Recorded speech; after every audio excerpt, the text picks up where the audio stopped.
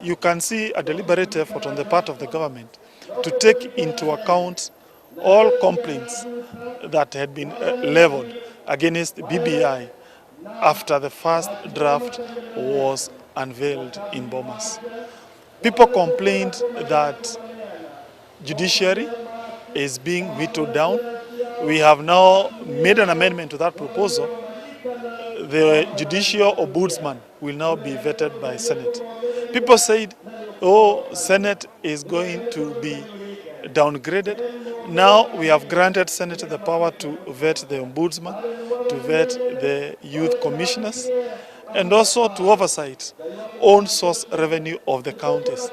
People said, oh, you have not taken into account religious sector's views. We have brought in a clause acknowledging the supremacy of God in the Constitution. Okay, people also complained matters concerning unfair distribution of resources amongst counties. Again, that has been taken into account.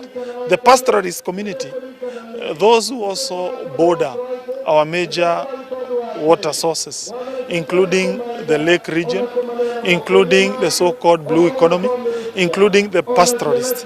They wanted a specific reference in the Constitution about those sectors. Again, that has been amended, that has been taken into account.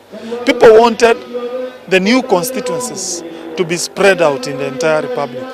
You can see even Coast has new constituencies. You can see even Northeastern has new constituencies. Rift Valley, Mount Kenya, the entire republic.